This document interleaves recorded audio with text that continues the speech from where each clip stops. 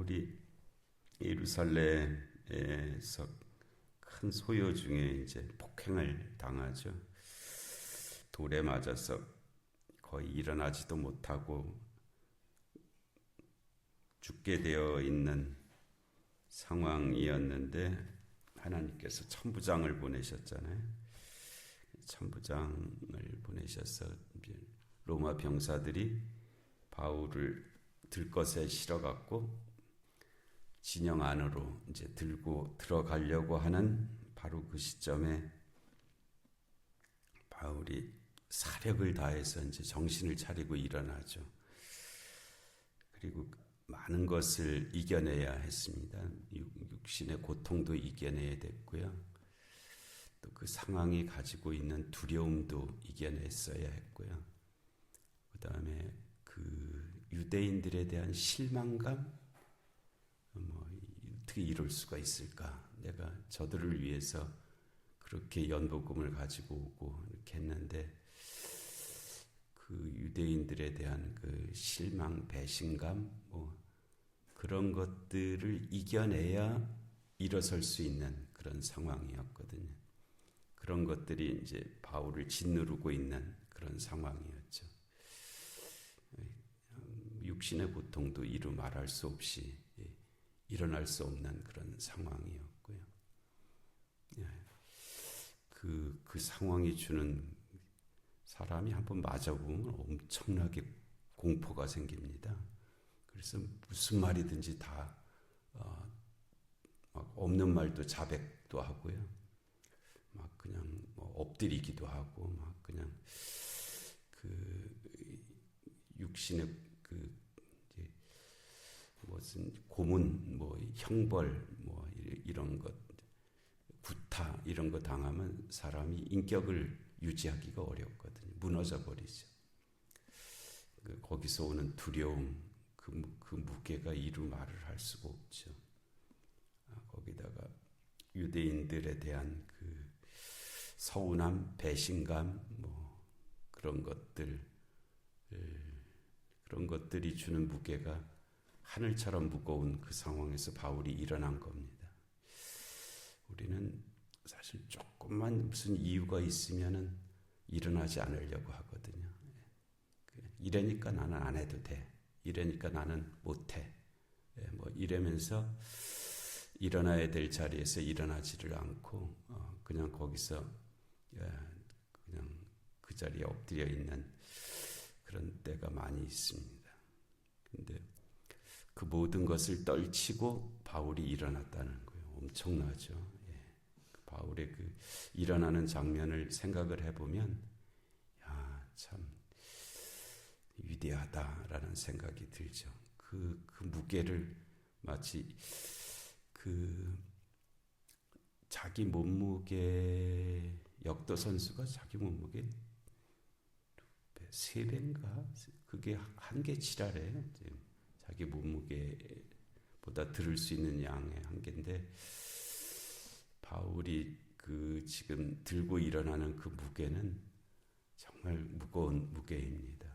그를 태산처럼 짓누르는 그 무게를 짓누르면 그 무게를 이겨내면서 그 중력을 떨쳐내면서 그가 일어난 거거든요.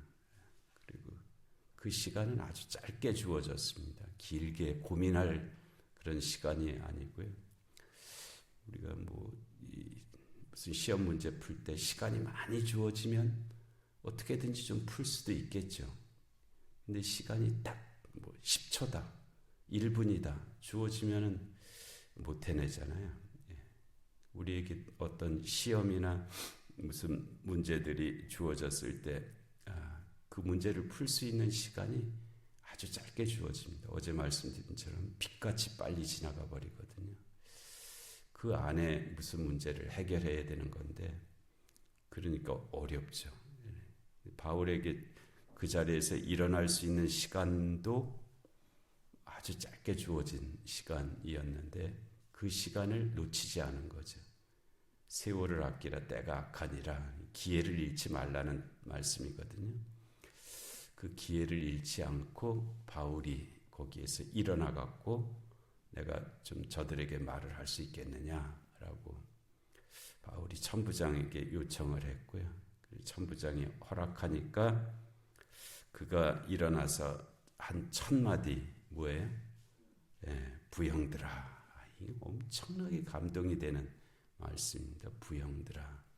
한자로 적어서 그렇지 그냥 우리말로 좀 풀어보면 나의 아버지 되고 형제 된 자들이여 이렇게 부른 거잖아요. 거기에 있는 그 무리들을 향해서 사실 바울이 이때 적어도 50세는 넘었을 때입니다. 50세는 넘었을 때거든요. 주후 58년경에 이 일이 있었으니까 바울이 예수님하고 나이가 거의 비슷했을 가능성이 많아요. 뭐 그냥 기록들에 보면 한 몇 살 적은 거 그 정도. 팔레스틴에서 그때 바울, 세례 요한, 예수님 이 위대한 세 분이 태어났거든요. 거의 동시대에 태어났습니다. 그래서 바울의 나이도 한 5세 정도 그렇게 됐으니까 노인이죠. 그때로 보면. 지금은 55세가 그렇지 않지만 그 당시로 보면 55세는 아주 노인입니다. 노인인데 그 노구를 이끌고 일어난 것이고요.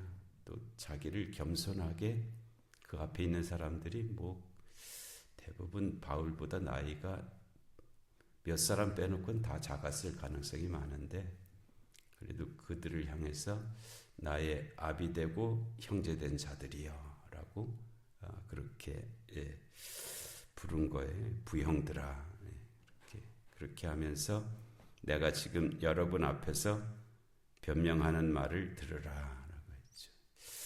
바울이 지금 유대인 앞에 있는 유대인들이 자기의 어떤 이들은 자기의 아비처럼 보였고 어떤 대부분의 이들은 다 형제처럼 보였기 때문에 부형들아라고 한 것입니다.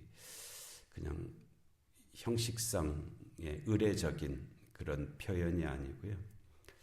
그의 마음의 진정성이 드러나는 그런 말이죠. 우리가 말을 할 때 들어보면은 저거 거칠애로 하는 말이다라는 그렇게 여겨지는 말 그런 느낌이 있잖아요.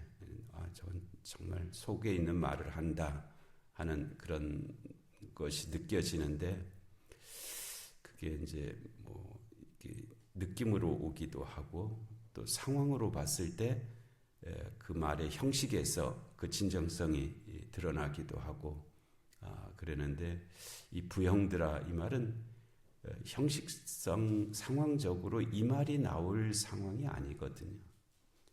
그런데 바울이 부형들아라고 한 것은 그의 마음속에 있는 것이 나온 겁니다.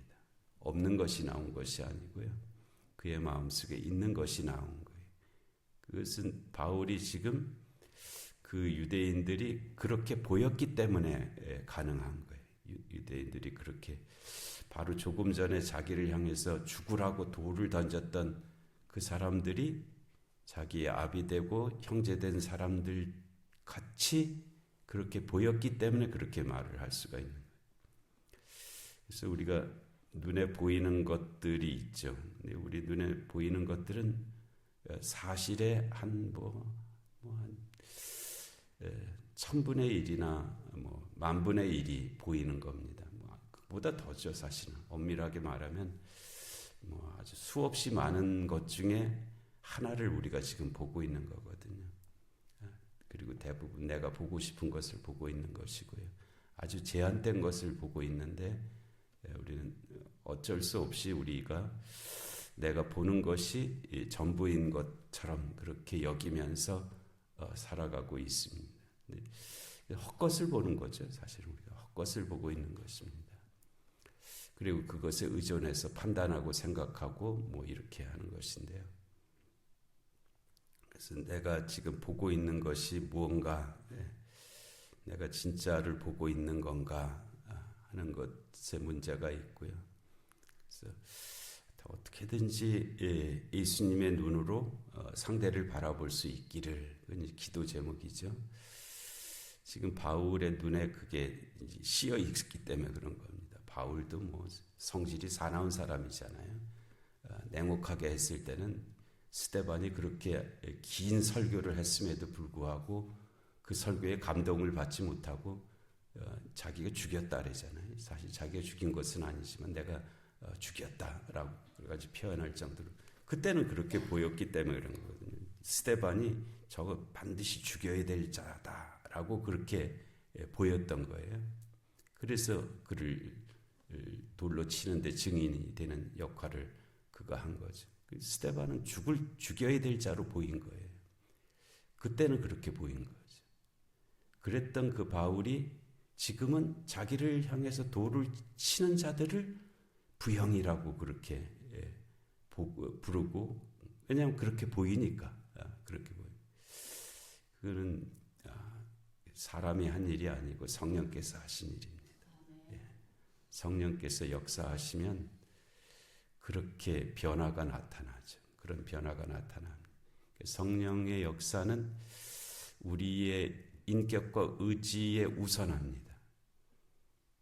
우리의 인격과 의지를 넘어서게 하는 역사를 더 힘이 세시니까, 우리보다 힘이 세시니까 그렇게 하죠. 내가 아주 못된 마음을 먹고 있더라도 성령께서 역사하시면 나의 못됨을 이겨내게 하시는 그런 능력으로 역사하시죠.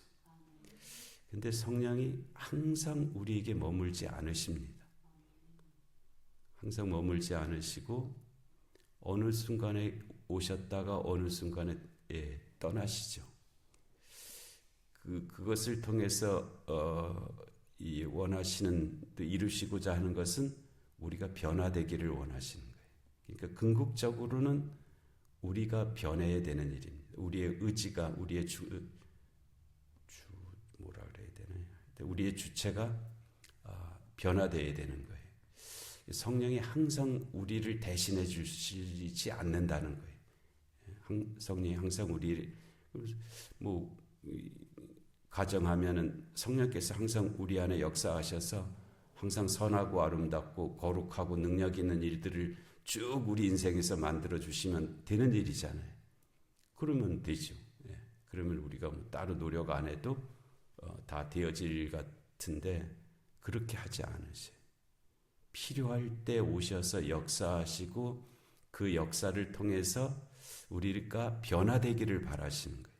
궁극적으로 우리 존재 자체가 아주 느리더라도, 적은 부분이라도 변화되어서 그렇게 가기를 원하시는 것이, 성령께서 다 알아서 해주시는 것이 하나님의 섭리가 아니라는 거예요.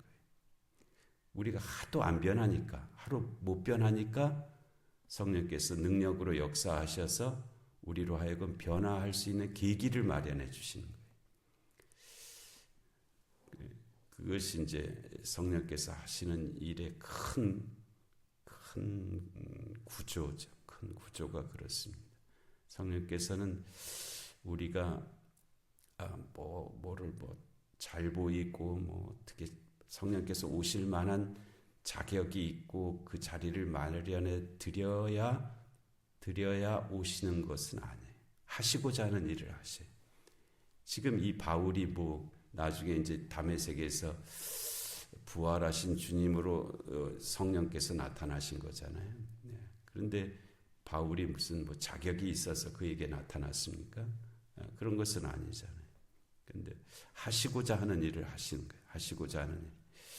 근데 성령께서 우리 안에서 하시고자 하는 일을 했음에도 불구하고 그 일에 대해서 합당한 반응이 없는 것은 우리 책임이에요.